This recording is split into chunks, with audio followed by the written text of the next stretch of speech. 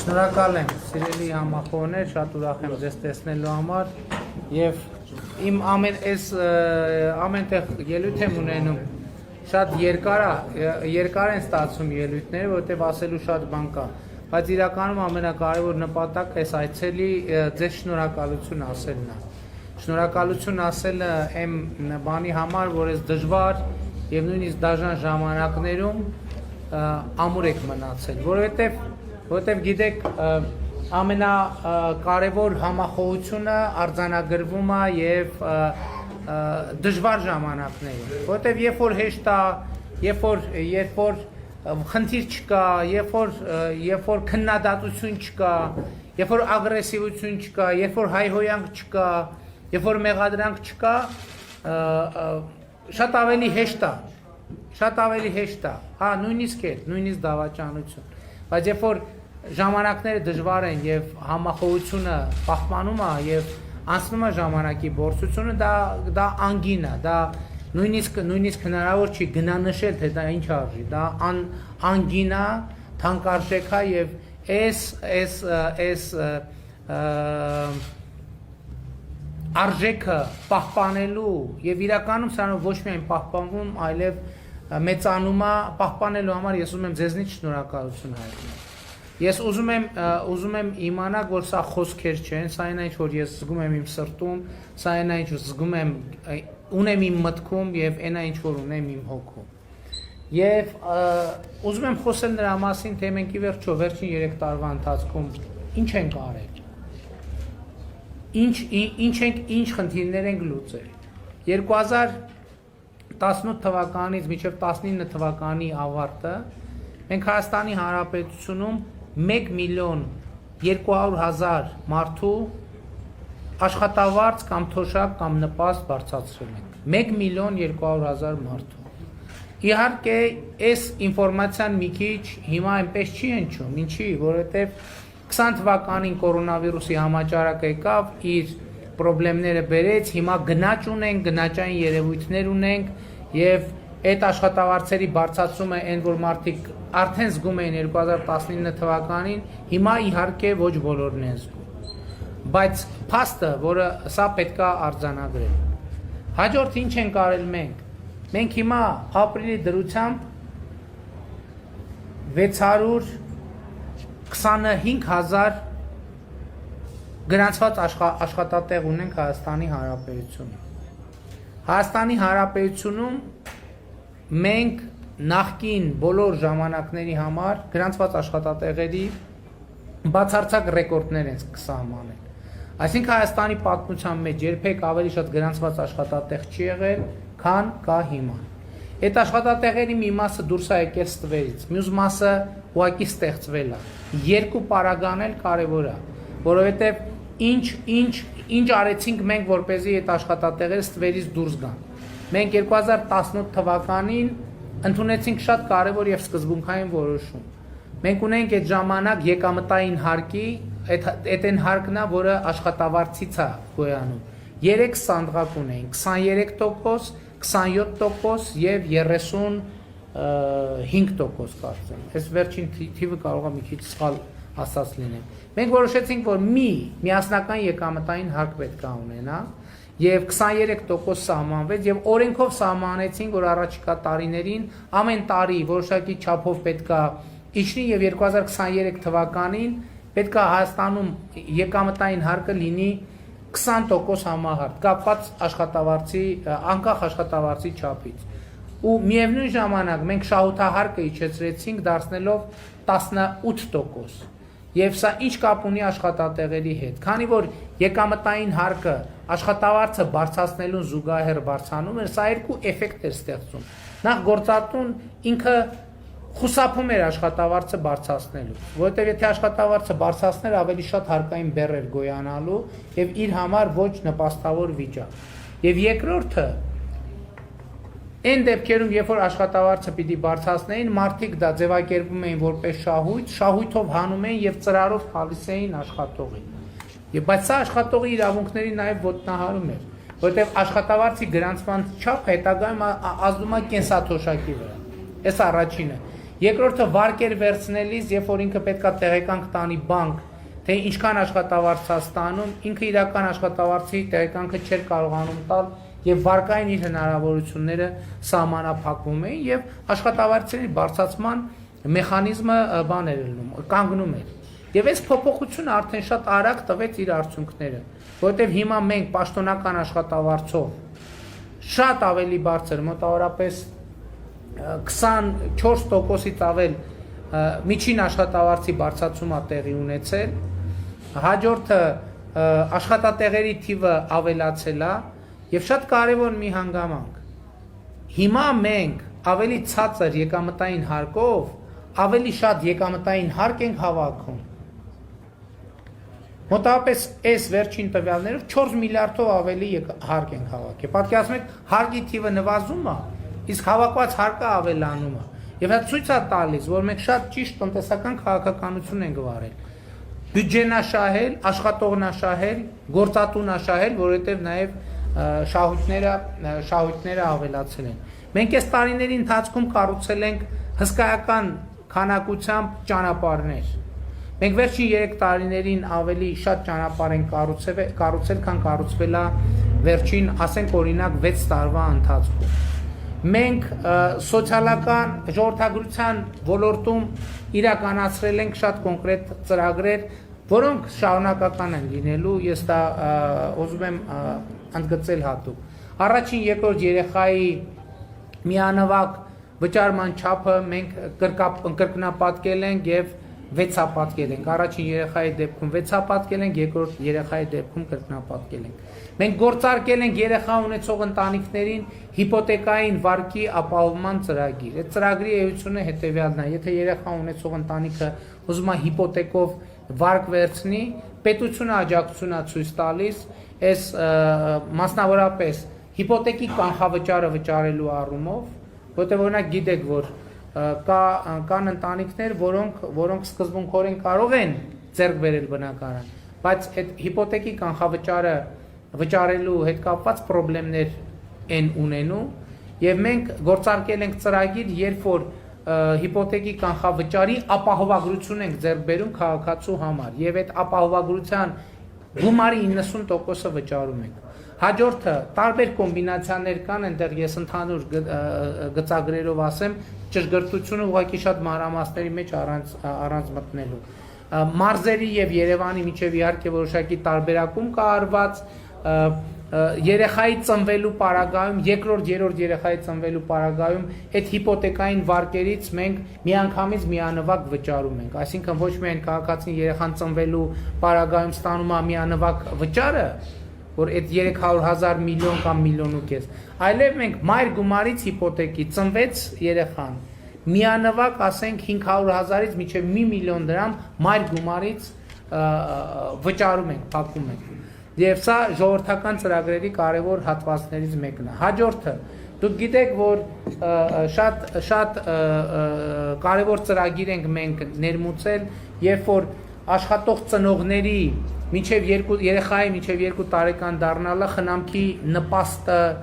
մենք բարձրացրել ենք եւ հատկապես գյուղական համայնքներում մենք բարձրացրել, երկու հատ շատ կարևոր նորամուծություն ենք մտցրել։ Առաջինը գյուղական համայնքներում աշխատող ծնողները, մայրերը 2 տարեկան երեխայի, մինչև 2 տարեկան երեխայի նախկինում ստանում էին 18,000 դրամ նպաստ։ Հիմա այդ նպաստի չափը դարձել է 53,000 դրամ։ Այսինքն կրկնակից ավել անգամ ավելացել է 2 տարի աշխատող ծնողների մասին է խոսքը։ Հաջորդը գյուղական բնակավայրերում մենք նույնիսկ չաշխատող ծնողներին նշանակել ենք նպաստ 25,000 դրամի չափով։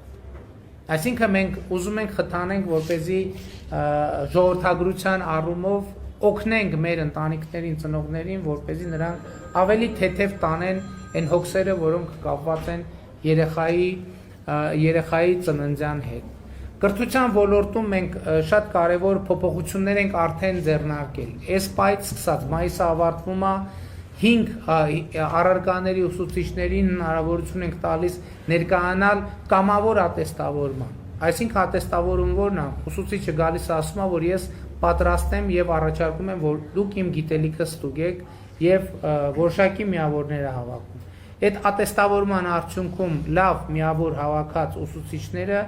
30-ից 50%-ով ավելի բարձր աշխատավարձ կստանան արդեն 2021 թվականի նոյեմբեր ամսից։ Եվ այս process-ը կլինի շարունակական։ Եվ ինչի արդյունքում ինչով ավարտվելու գործընթացը, ավարտվելու է նրանով, որ կամ մենք դպրոցում ունենալու ենք բարձր աշխատավարձ կամ չէ, մենք դպրոցներում 3-5 տարվա ընթացքում ունենալու ենք միայն լավ որակավորված եւ բարձր աշխատավարձ ստացող ուսուցիչներ։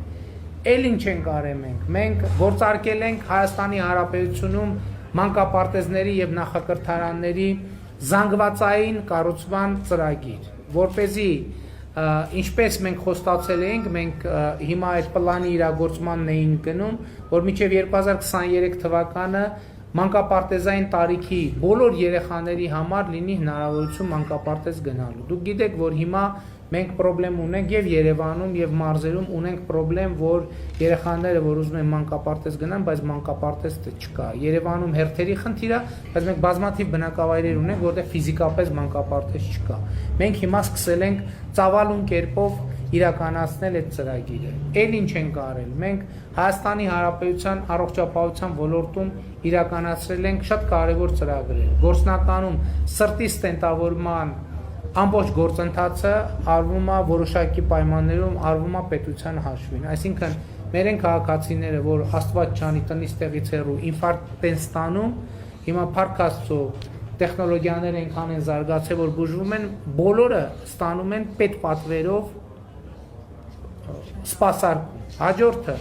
մենք ինսուլտի ստենտավորման ծրագիր ենք իրականացնում։ Ինսուլտը, որ ինֆարկտի նման երկար տարիներ մեզ ամենաշատ տառապանքներ պատճառող հիվանդությունից է, մենք այսօր պետական պատվերով ինսուլտի այդ միջամտության ծրագիր ենք իրականացվում եւ ինսուլտ ստացած քաղաքացիներն ու այնտեղ տարբեր տեսակներ կան, էլի ես բժշկական տերմիններով այդքան չտարբերակեմ, չեմ էլ տիրապետում, որ անկեղծ ասեմ, բայց այն դեպքերում, երբ որ դա հնարավոր է տեխնոլոգիապես անվճար պետպատվերի շրջանակներում մենք միջամտություն ենք։ Դա ինչ է նշանակում ժողովուրդ, որ մարդը երբ որ ինսուլտ է ստանում նախկինում, որոշակի տեսակներ կա, որ չի լինում, դե հիմա չի զարգացել տեխնոլոգիան, բայց գրեթե դեպքերի 90%-ում մարդը անպայման վերադառնում էր ինչ որ մի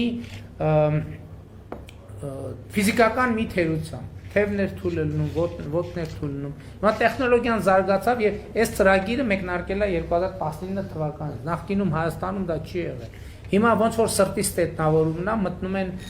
գլխուղեղի այդ անոթների այդ հատվածում ստենտ են դնում, դե ինսուլտն է, որ խցանվում է անոթը։ Եվ մարդը լիարժեք վերադառնում, այսինքն իր վրա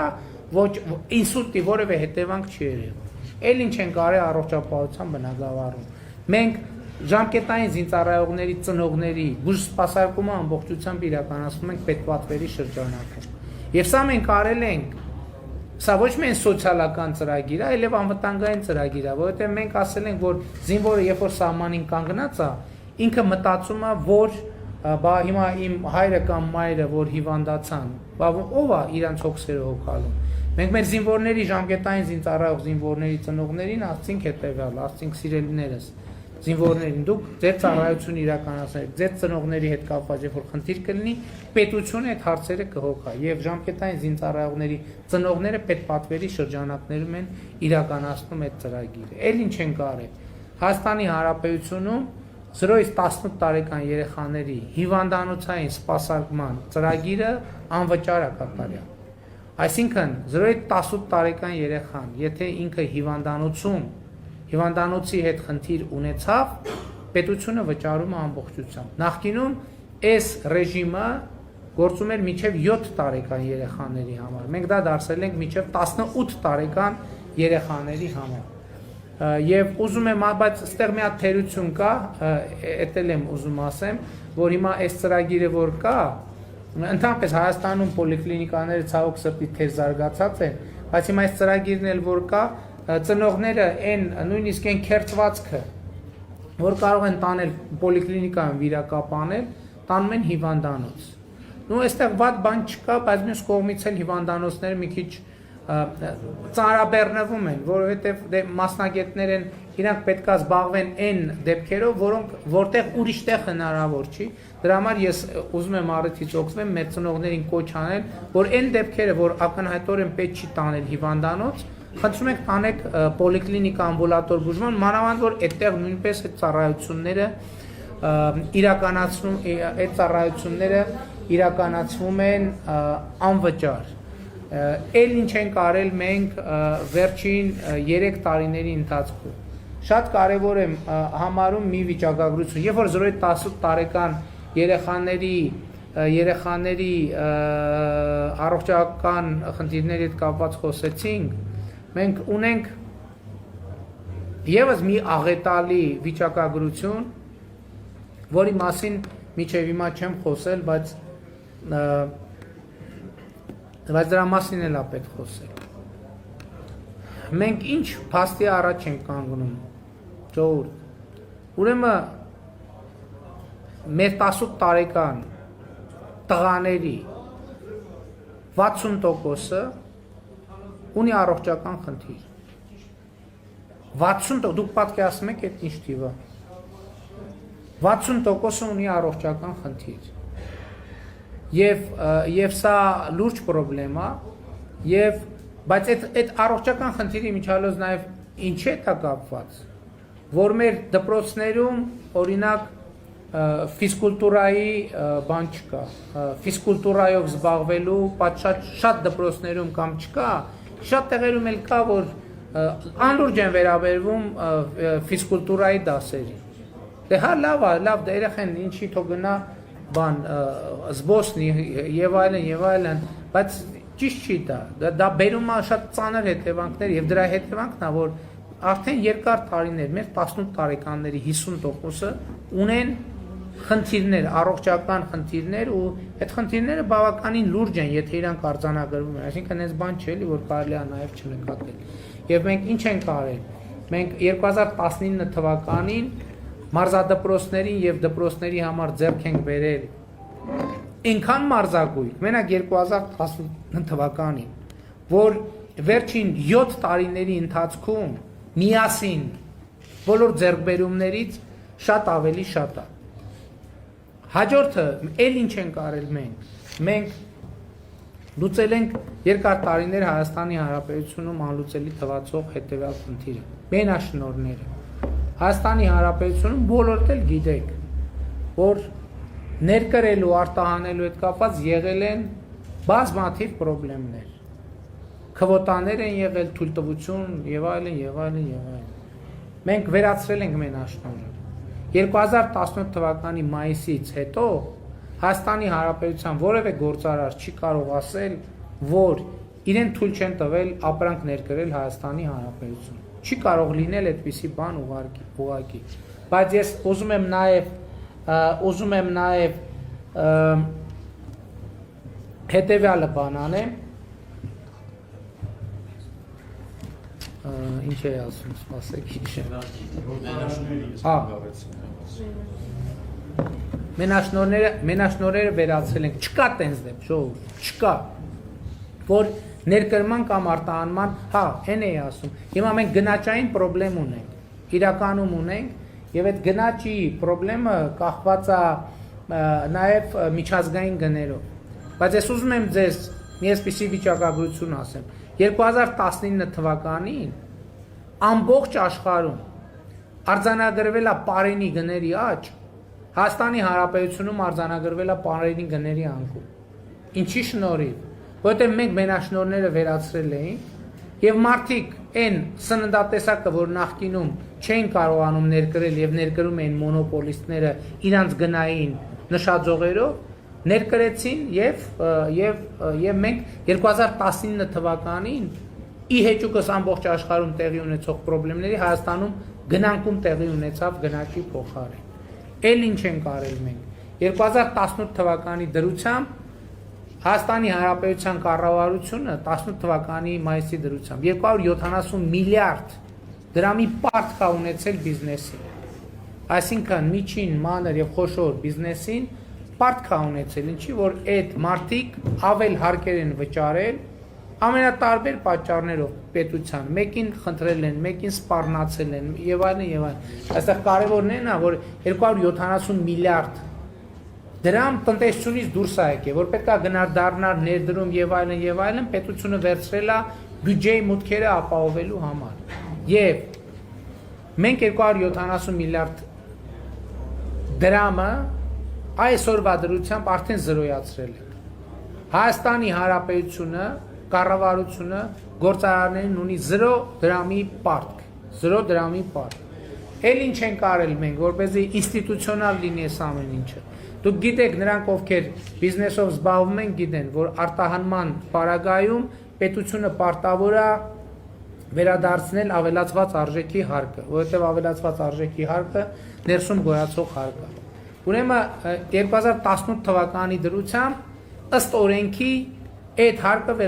պետք է վերադարձվեր 6 ամսվա ընթացքում, այսինքն մարդը իր ստանալու համար պետք է 6 ամիս սպասել։ Մենք եկանք 2018 այդ պարագայում նույնիսկ այդ պարագայում 270 միլիարդ պարտքը կուտակվել էր այդ պարագայում, որովհետև փաստացի շատ դեպքերում չէր տրվում, ով էր տված փողով էր հետ տալիս։ Անենք չէր, որ ընդհանրապես չէր տրվում, հանկարծ սխալ չհասկանանք, բայց փաստն է, որ այդ 270 միլիարդը կուտակվել էր։ Մենք եկանք 2018 թվին, այդ 6 ամիսը դարձրեցինք 3 ամիս, այս վերջերս էլ ընդունված փոփոխությամբ մենք դա դարձրինք մի ամիս, այսինքն գործնականում էլ պարտք տեղի չի ունենում։ Եվ շատ կարևոր է, որ մենք այս առումով բիզնեսին, կառավարության բիզնեսին ունեցած պարտքը ընդհանրապես զրոյացրել ենք։ Եվ կարելի է էլի շարունակել թվարկումը, թե մենք էլ ինչ փոփոխություն, մենք այս ընթացքում տասնյակ հարյուրավոր դպրոցներ, մանկապարտեզներ ենք նորոգել, հիմնանորոգել, կառուցել, որը նախորդ համեմատելի ժամանակների հետ, եթե համեմատենք, անգամներով են ավել։ Մենք տասնյակ միլիարդ դրամների սուբվենցիոն ծրագրեր ենք իրականացրել Հայաստանի Հանրապետության համայնքներում։ Ջրագծեր են վերանորոգվել, լույս է անցկացվել եւ այլն եւ այդպես շարունակ։ Ես այս ամեն ինչի համար եմ ասում։ Ես էլ չեմ ասում, որ մենք ցավոք սրտի այս թեման մեզ համար շատ մեծ դառնություն ունի, բայց մենք 2019 թվականի, 20 թվականի դրությամբ լուծել ենք մի հարց, որը շատ երկար տարիներով չէր լուծվել։ Զինվորներին պատշաճ սննդով ապահովելու խնդիրն է։ Ցավոք սրտի պատերազմի բերումով հիմա այս թեման շատ մեծ դառնություններ ունի իր մեջ, բայց կարևոր է դա արձանագրել, Էլ ինչ ենք արել մենք եկել ենք եւ դատաիրավական համակարգում իրականացված փոփոխությունների արդյունքում այսօր Հայաստանի Հանրապետությունում կալանավորված անձանց թվի ռեկորդա նվազագույն մինիմում իմաստով Հայաստանի Հանրապետության պատմության մեջ երբեք ավելի քիչ թվով կալանավոր չի եղել եւ դատապարտված անց քան այսօր։ Հաջորդ էլ ինչ ենք արել, մենք քրեակատարողական հիմնարկներում սննդի նոր համակարգ ենք ներկրել եւ քրեակատարողական մարդը եթե քրեակատարողական հիմնարկեր ընկնում ու տնից տեղից հեռու, բայց իր հետ ընկնում էին նաեւ հարազատները, որտեղ սննդից սկսած հաց ու ջրից սկսած ամեն ինչ պետքա տային։ Այսօր քրեակատարողական հիմնարկներում պետությունը իր կալանավորված անձին եւ դատապարտվածին այնպիսի սնունդ է տալիս,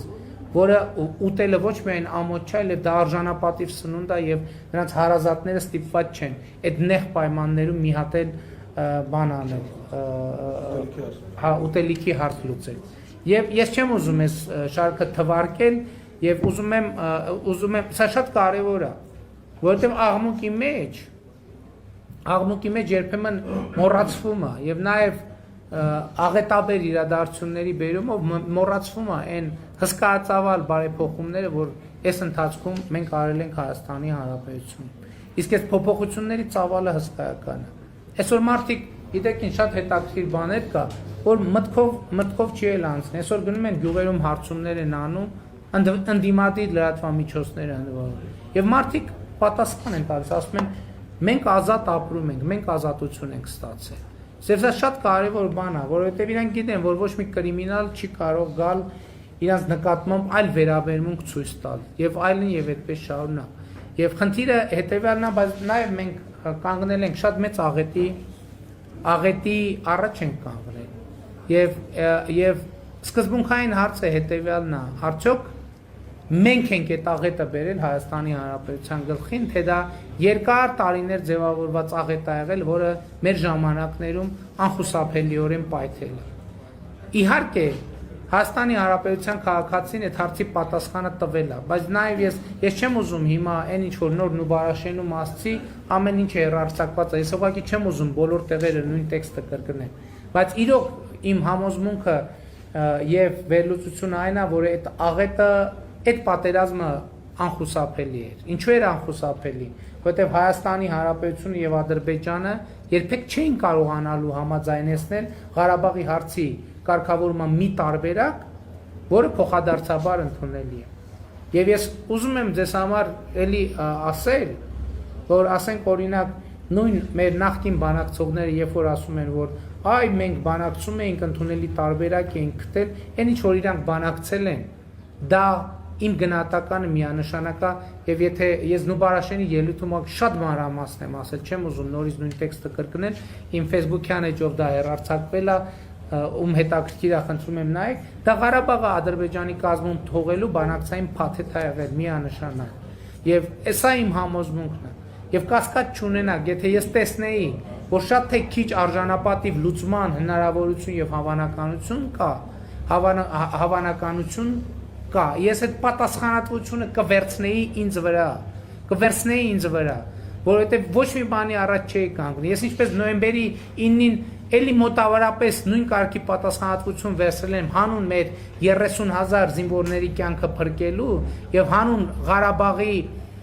մեր այսօր ունեցած հատվածը փրկելու, ես այդ պատասխանատվությունը կվերցնեի, բայց ես ուղղակի տեսնում եի, որ չկա այդ հնարավորությունը։ Մենք խաղաղ ճանապարհով կորցնելու ենք ամբողջը եւ դեռ մի բան էլ ավելի։ Բայց ես հիմա ուզում եմ ասել նաեւ, որ մեր տեսլականը շատ կարեւոր է, թե մենք ինչ ենք ուզում, ուր ենք ուզում առաջնորդենք մեր երկիրը։ Մենք ուզում ենք մեր երկիրը առաջնորդենք դեպի խաղաղ զարգացման մի դարաշրջան։ Մեզ խաղաղության դարաշրջան է պետք։ Եվ մենք այսօր իհարկե այդ խաղաղությունը չի կարող լինել եւ չպետք է լինի Հայաստանի շահերի ի հեճուկս Հայաստանի շահերի, որովհետեւ դա խաղաղություն չի։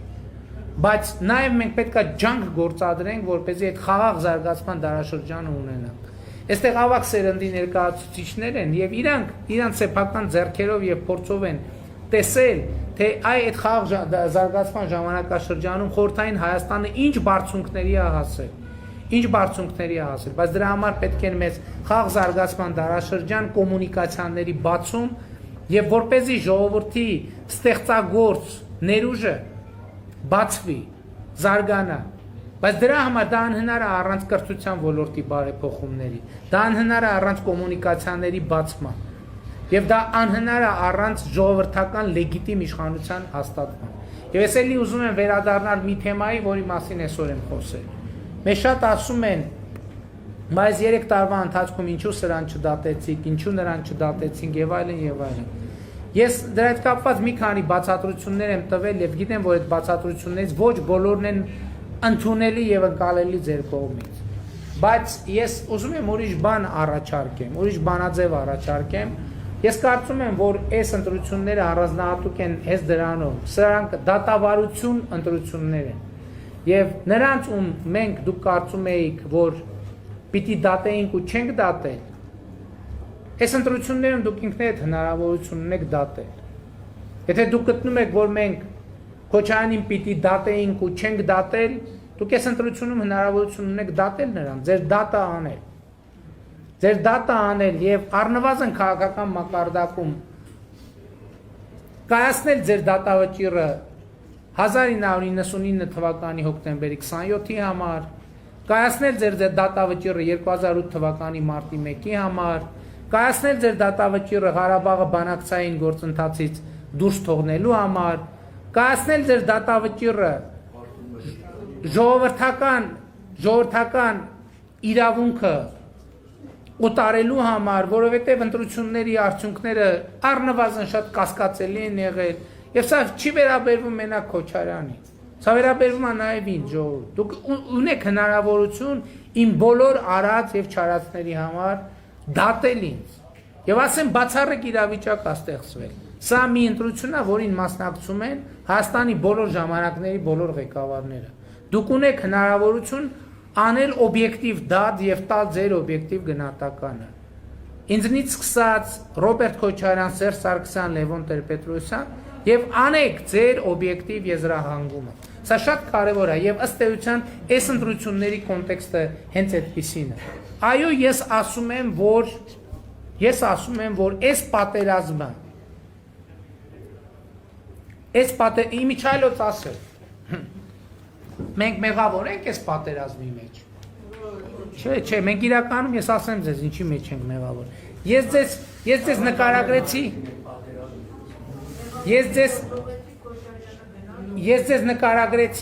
Ես ձեզ նկարագրեցի մի իրավիճակ, երբ որ իմ հանդիպման սկզբում ես ասացի, թե մենք ինչ ենք արել, թե մենք ինչեր ենք արել։ Եվ այս վերջերս շատ կարևոր մի բան արձանագրվեց, եւ այդ արձանագրումը հետեւյալն է, որ Լևոն Տեր-Պետրոսյանը իր վերջին հարցազրույցի մեջ ասեց հետեւյալը, ասեց Ռոբերտ Քոչարյանը ասում էր, որ ադրբեջանցիներն էին մերժում բոլոր առաջարկները կարգավորման, եւ ինքն էլ մեկնաբանեց, ասեց ինչի են մերժում, որովհետեւ տեսնում են, որ ժամանակը իրանց օգտին է աշխատում, եւ հիմա եկեք այդ տրամաբանությունը մի հատ նայենք ժողովուրդ։ Ադրբեջանը նայում է ինքը պատրաստ է պատերազմին, այո, ինքը որոշակիորեն եկել պատրաստվել է պատերազմին, բայց տեսնում է, որ իր ժամանակը այդ ժամանակում Հայաստանի դիմակայությունը նվազում է։ Հետևաբար, եթե այսօր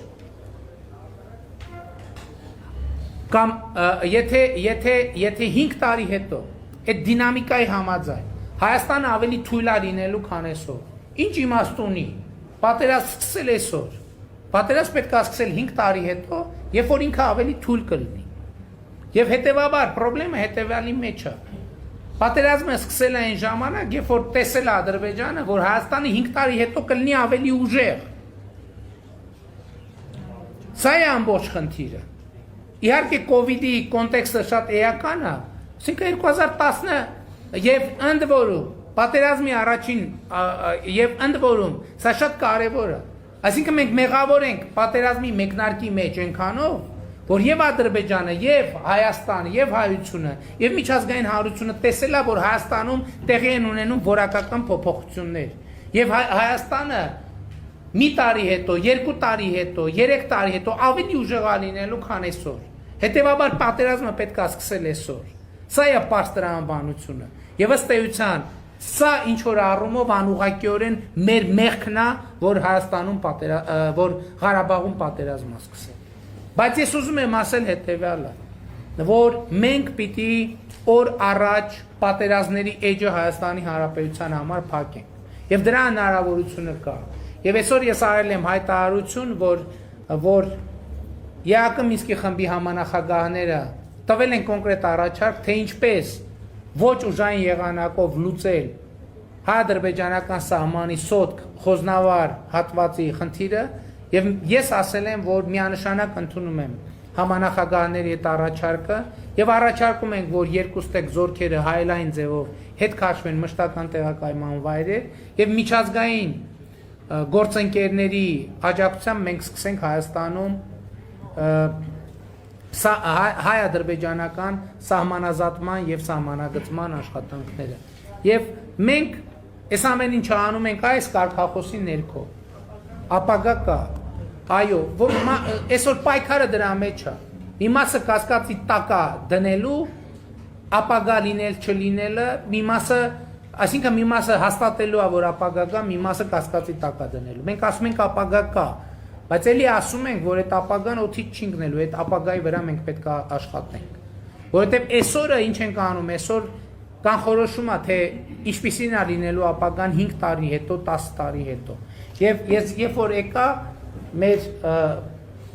երեխաներից մեկը այս նվիրեց ինձ ասելով, որ սա կարծեմ կոչվում է հա? Ու տարբեր անուններ կան, երջանկության, հաջողության, եկեք անվանենք սա ապագայի ծառը, որը այսօր այս ծառը մենք պետք է այնպես մշակենք, որ այդ երեխան եւ իր սերունդը չափահասության տարիքի հասնելիս ունենա այն ապագան, որի մասին մենք հիմա երազում ենք։ Սա շատ կարևոր է։ Սա շատ կարևոր է։ Մեր ներկան պետք է մենք կառուցենք ապագայի մասին ոչ միայն երազելով, այլև այս ապագան կառուցելով։ Եվ հետևաբար ես այս սիմվոլը եւ այս ուղերձը ինձ հետ տանում եմ եւ բարիս բուն իմաստով եւ բարիս փոխաբերական իմաստով այն երազանքը, որ մեր անունը ինչ է, հա չէ, տղայի անունը հարցնում, տղայի անունը չենք հիշում, այս ապագայի ծառը խնամվի, մշակվի եւ փթթի եւ ես համոզված եմ, որ այդ ապագան մենք իրար հետ կառուցել ենք։ Եվ սրա համար ես ակնկալում եմ, որ Հայաստանի Հանրապետության քաղաքացիների առնվազն 60%-ը առաջիկա ընտրություններում կքվեարկի քաղաքացիական պայմանագիր կուսակցության օգտին, որովհետև հենց 60%-ն այն նշաձողը, որ մեզ թույլ է տալու ընտրություններից այդ ոմանք խոսում են հետընտրական, չգիտեմ ինչ եւ այլն եւ այլն եւ այլն։ Այսօր Հայաստանի Հանրապետության քաղաքացիները հնարավորություն ունեն իրանց քվեով բոլոր դավադիր պլանները Հայաստանի Հանրապետության դեմ ուղղված ձախողելու։ Այնպես որ իմացեք, որ ձեր ամեն ձայնը այս հարցում որոշիչ է լինելու։ Կրկին շնորհակալ եմ, կրկին սիրում եմ բոլորիդ, հպարտանում եմ բոլորովը եւ խոնարհվում եմ բոլորիդ առաջ եւ ապագա կա, ժողովուրդ ջան, ապագա կա։